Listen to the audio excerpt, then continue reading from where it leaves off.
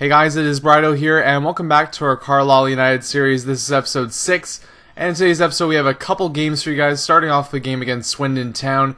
We're also going to find out where our scouted player is going to come from. Our scout went out trying to find that future star, and he will be coming back at the end of this episode, so that'll be the treat for the end of this one. But we're going to start off this with a game against Swindon Town, a team obviously that is a little bit on the rise, a good side to face up against for us, and a good challenge as well. We've been doing obviously pretty good this season, but Swindon Town also having a good start to the season as well. So a good matchup for us to see how we can face off against one of the better sides in the league. We had that matchup against Sheffield United earlier on in the season. They are one of the top teams now. It was a tough one for us. We got the draw out of it. We're hoping to get probably a little bit more out of this game here. And at the start of this game, we had actually a pretty good start to this one, but an unfortunate event here. We get the block shot, and it falls right to Rooney. Rooney puts that one away, and it's an early goal for Swindon Town. Not the best start, but I really felt like that was a little bit of a misfortune for us because obviously it was a block shot. It was a good save. It could have been a goal there, but luckily for us, we were able to block that one off, and it just fell right to him with that little bit of an awkward animation from our defender. Luckily, though, only a couple minutes later, Miller tees it up on the penalty spot and gets a goal for ourselves there. A little bit of an interesting penalty there. Really, I was in no position to score a goal, but we still get the penalty for our team, and we're able to get ourselves back into this one quite early. It's kind of a funny balance for me because I play different types of FIFA games, and actually I really enjoy playing off a lower side because it's kind of an interesting change. Your players that you play with, are still good players, but you have a little bit less talent, a little bit more grubby on there, and really the corners are extremely important. Those corner opportunities are starting to pay off for both sides, and those are the parts of the game that I'm more scared of than really giving them a chance off the break and whatnot. But here, though, they get another opportunity. It's a save by Butland, who's kind of been a guy that I've been happy with, but at the same time, too, there's been goals against us where I've been shaking my head. That one, though, he couldn't do anything about. Rooney once again getting another goal for Swindon Town, but we respond once more. Lee Miller with another goal for us, and really, this was a back and forth affair at this point as we were able to respond 2 times this time around, and definitely a good feeling going into the second half. And we get one more chance here to finish it off. Madden tries to find Lee Miller. Can't find him, finds Biddencourt, though he's unable to put that one away. We get one more chance here, but it is cleared by Swindon Town, so that is the end of the first half. A 2-2 game already, lots of goals, lots of action going both ways, and yeah, like I said, a test for us to face, and I was a little bit disappointed because we were giving up those goals, but we were also really fighting in this one, really getting our own opportunities, our own chances, so it wasn't that bad of a scoreline in a way.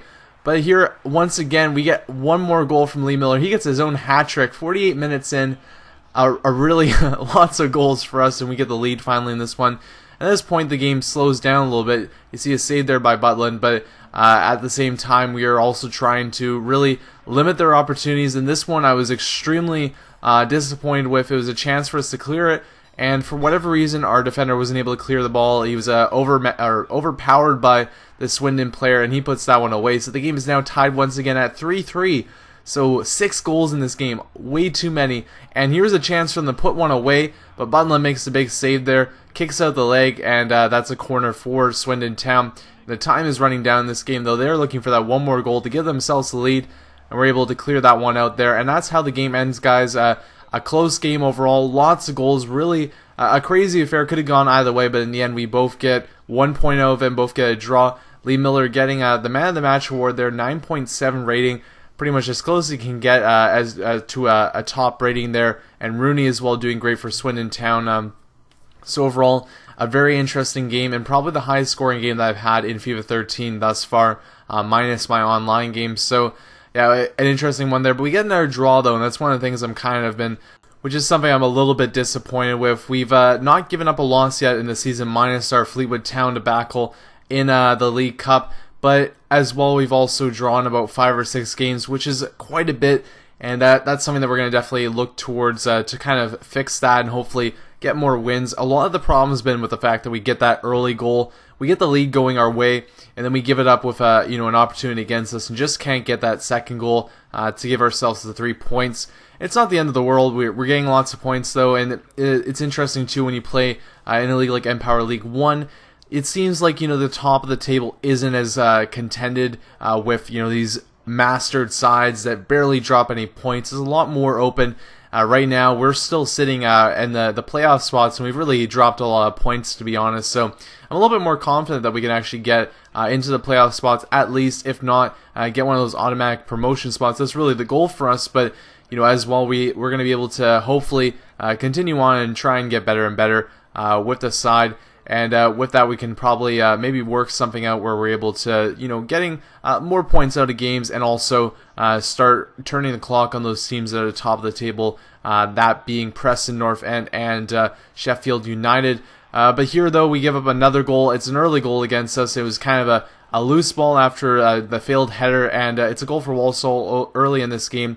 Unfortunate as it is, we're now down in this one, and we're playing the catch-up game, which is never the best position to be in. Our trouble's been with the scoring of the goals, and also, the general play in the back end hasn't been as hot as we'd like.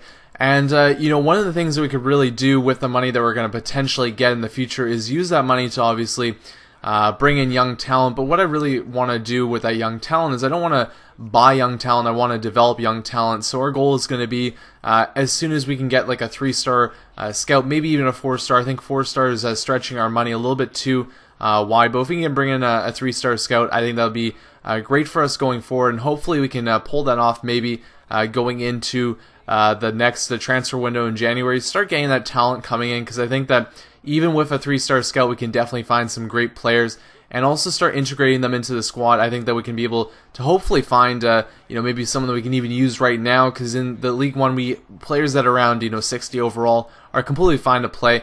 And, we could definitely find one of those guys. It'd be a little bit costly, obviously, but we can also fund our future transfers with young players too, and then use the players that we want to use to develop and make our team better going forward. So even though we could potentially use this money to bring in someone that could do a quick fix, I really want to kind of shoot towards the idea of making the team better for the future, and also shooting towards having a team that has a bunch of young talent that was developed by ourselves. We can use that money, like I said, to either bring in other talent when we get higher up in the league, and then also just hold on to the guys too if we want to. So those are the two things that we can do, and hopefully we're going to be able to get that going, but it's obviously has to do with money. We're going to probably ask for some money when we get to January, but it really depends on how much money we can get, and how much it's really going to take to get a good scout in here. So we end this game here, and another draw comes our way. We are able to salvage the point, which is a nice thing from this one, but we weren't able to get that second goal. We had that late chance there from Garner, but he wasn't able to put that one away, unfortunately. A point is a point, though, and we will take it, as it will help us probably in one way or another moving ahead in the season. With that said, though, guys, we're going to finish up this episode with the standings, but we're also going to take a look at what our scout brought back. The interesting thing about this is that I really didn't know what it was going to be. It could have been any type of position. It could have been any type of player. And I was hoping it would be in a position that we could, definitely use it. I was thinking maybe another player in the back four could work. Also, I was hoping possibly a striker would be nice too, because I think if we had a future striker, that would be an amazing thing. And luckily, we actually get one in Anthony Jaurès. He's a French player, and he's quite tall as well. So an interesting mix that we're going to have from him. He's a little bit slow, but that's definitely not a bad thing, and he's going to have time to develop for the team. We're going to sign this guy up, give him an opportunity to play for us, and he's going to take a little bit to get signed up, so he probably won't play right away, but we will bring him in the squad, and you guys will start seeing him in the near future. With that said, though, guys, that is the end of this episode. I hope you guys enjoyed. Just stay tuned for the standings, and stay tuned for more Carlisle United series. I'll continue to post these videos every 3 to 4 days or so. Thanks, guys, for watching this series, and cheers. With 26 points. In second, Coventry City with 24 points. In third, Sheffield United with 24 points. In fourth, Carlisle United with 21 points. In fifth, Doncaster Rovers with 21 points. In sixth, Swindon Town with 18 points. In seventh, Scunthorpe United with 17 points.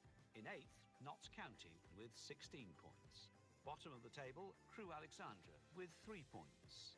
And then reading up the table, second bottom, Tranmere Rovers with 6 points.